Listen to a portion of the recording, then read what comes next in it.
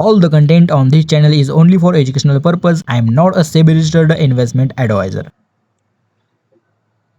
तर नमस्कार ट्रेडर्स, स्वागत आहे तुमचं आपल्या ट्रेडिंग चॅलेंजच्या डे 2 मध्ये. तर आज तारीख आहे 7/1/2026, 11:30 झालेत आणि इथं काय काय झालं सगळं तुम्हाला सांगतो. तर आजचाही ओव्हरऑल PNL बघू शकता. 2 ट्रेड झाले, 2 ट्रेडमध्ये आपलं 32 प्लस दाखवतं इथं. पण चार्जेस वगैरे लावलं तर इथं आपण लॉसमध्येच आहे, कारण 70 रुपये जरी धरले तर 140 त्याच्यातलं 32 वजा करा म्हणजे 106 रुपये तर आपण लॉसमध्येच आहे. ठीक आहे, असू द्या ब्रोकरेजमुळं. ओके, सो इथं काय विषय झाला मी तुम्हाला सांगतो. पहिला जो आपण ट्रेड घेतला होता तो आपण पुट साईडला घेतला होता 26,300चा पुट, त्याच्यामध्ये आपला 500 रुपयाचा लॉस झालेला आहे. ठीक आहे, आणि दुसरा आपण ट्रेड घेतला, 500 रुपयाचं आपलं पहिल्या पुटमध्ये प्रॉफिट झालं होतं. दुसरा पण आपण 26,250चा पुट घेतला आणि त्याच्यामध्ये 468 रुपयाचा लॉस झालेला आहे. ह्याच्या मागचं लॉजिक मी तुम्हाला या व्हिडिओमध्ये शेअर करतो. तुम्ही पहिला ऑर्डर्स बघून घ्या. ठीक आहे, म्हणजे तुम्हाला समजेल. पहिला जो ट्रेड होता आपण 198ला घेऊन आपण इथं 206ला एक्झिट केला होता प्रॉफिटमध्ये. दुसरा ट्रेड 145ला घेऊन 138चा SL गेला होता. ठीक आहे, तर तुम्हाला सांगतो ओव्हरऑल. ठीक आहे, आणि इथं तुम्ही जर आपलं प्रॉफिटच तुम्हाला बघायचं असेल तर मी पुढे बॅलन्समध्ये जातो. बॅलन्समध्ये गेल्यानंतर तुम्ही इथं बघू शकताय 20, म्हणजे आपण इथं 20चं कॅपिटल आपण यूज करतो, तुम्हाला माहितच असेल. ठीक आहे, एक लॉटनी. आणि ही टू डेज ॲक्टिव्हिटी आज 103 रुपयाचा जो काय तो लॉस आहे. ठीक आहे, कारण ब्रोकरेजमुळे. ओके, तुम्हाला समजलं असेल. तर इथं बघू शकताय परवा दिवशी आपलं प्रॉफिट झालं होतं आणि काल काय आपण ट्रेड घेतला नाही, कारण काल आपल्याला ट्रेडच भेटला नाही. ठीक आहे, तर अशा पद्धतीने विषय झाला होता. तर मी इथं बॅक येतो आता आणि आपली जी ही पोझिशन आहे त्याच्यामधला हा तुम्हाला पहिला ट्रेड दाखवतो. ठीक आहे, थोडा आजारी आहे, थोडं इट्स ओके. ओके, तर पहिला ट्रेड काय अशा पद्धतीने झाला होता. मार्केट गॅप डाऊन ओपन झालं होतं. पहिली गोष्ट इथं बघू शकता, मार्केट जे आहे ते गॅप डाऊन ओपन झालं होतं. Okay, market gap down open झाल्यामुळे मी आपण जे आहे ते लगेच गॅप डाऊन ओपन झालं की हे बघू शकता रिटेस्टला मार्केट आलं. ही ती पहिली कॅन्डल आहे. त्याच्यानंतर मार्केट इथं गेलं.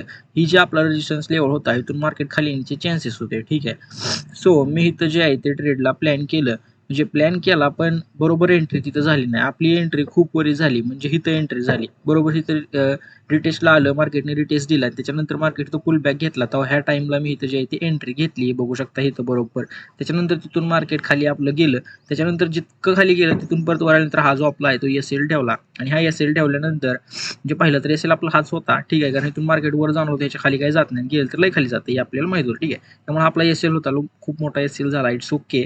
पण त्याच्यानंतर मार्केट वरी सुद्धा गेलं, त्याच्यानंतर आणखीन खाली आलं. सो आपला हा SL असल्यामुळे SL काय केला नाही, त्यामुळे मार्केट वरी गेलं. वर गेल्यानंतर आणखीन एकदा परत खाली आलं. सो इथून मला वाटलं की भाई आता हे वरी जाईल, कारण हे बघू शकता ही जी आपली मेन लेवल होती ह्याला मार्केटने ब्रेक केलं होतं. ठीक आहे, म्हणजे इकडं निफ्टीमध्ये जर तुम्ही बघायला आला तर ही जी लेवल होती ती ब्रेक केली होती, बघू शकता इथपर्यंत गेलं. ओके, सो इथं काय प्रीमियममध्ये एवढा खास असा चेंज आला नाही, प्रीमियम जाग्यालाच थांबलं.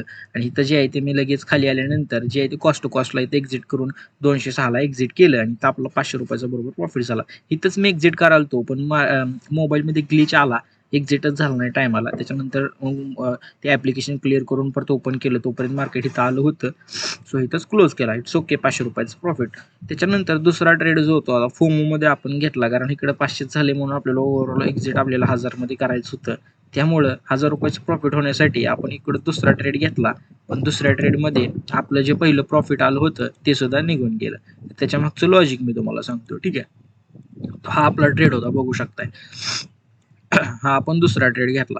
ओके, 11च्या आधीच घेतला. इट्स ओके, 11च्या नंतर आपण ट्रेड घेत नाही, 11च्या आधी घेतला, सगळं बरोबर आहे. ठीक आहे, पण आपण शक्यतो दुसरा ट्रेड घेत नाही, कारण पहिल्यामध्ये जर आपण एकदम असं खासगीच करून जर आपलं हे होत असेल तर आपण दुसरा ट्रेड घेत नाही, तरी सुद्धा घेतला.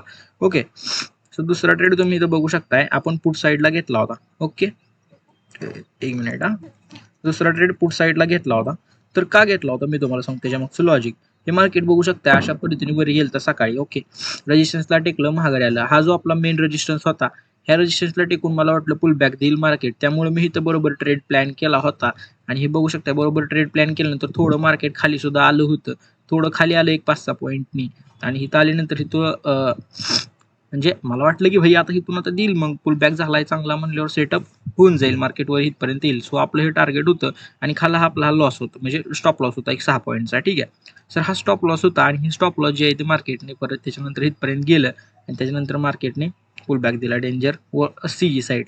सो इथं आपला जो आहे तो एस-एल गेला 6 पॉईंटचा आणि ह्याच्यामध्ये आपला 462 का काहीतरी तेवढा लॉस झाला आहे आणि मग ह्याच्यामुळे आपलं ओव्हरऑल P&L 32 रुपयाचं आहे, म्हणजे प्लसमध्येच आहे. पण ब्रोकरेज वगैरे लावून तुम्हाला मी मगाशी दाखवलं की लॉसमध्ये 100 रुपये आहे. ठीक आहे. So it's okay. अशा पद्धतीनं आजचा दिवस होता. बाकी चुका म्हणलं तर लई झाल्या नाही त्या, व्यवस्थित आहे सगळं, काही विषय नाही त्या बाबतीत. ठीक आहे. आणि ट्रेड इथं का प्लॅन केला हे मी तुम्हाला सांगितलं नाही. तर ट्रेड प्लॅन करायचं कारण होतं की ही पुल बॅक पण होता आणि जे काय आहे ते EMAच्या वरी सुद्धा होतं. त्यामुळे EMAला टेकल्यानंतर मार्केट तुम्हाला माहीतच आहे. पण जास्तीत जास्त वेळा मुवमेंट देत नाही, पण जर मुवमेंट दिली तर खूप मोठी मुवमेंट असते. ओके. तुम्हाला माहीतच असेल भाई प्रॉफिट. It's okay. बघू आता पुढच्या व्हिडिओमध्ये काय होतंय. तोपर्यंत जर नवीन असेल तर तेवढं सबस्क्राईब करून टाका, व्हिडिओला एक लाईक करा आणि कमेंट करून सांगा काय कमी जास्त. ओके. तर चला भेटू पुढच्या नवीन व्हिडिओमध्ये. तोपर्यंत तुमची काळजी घ्या. Take care. बाय. धन्यवाद.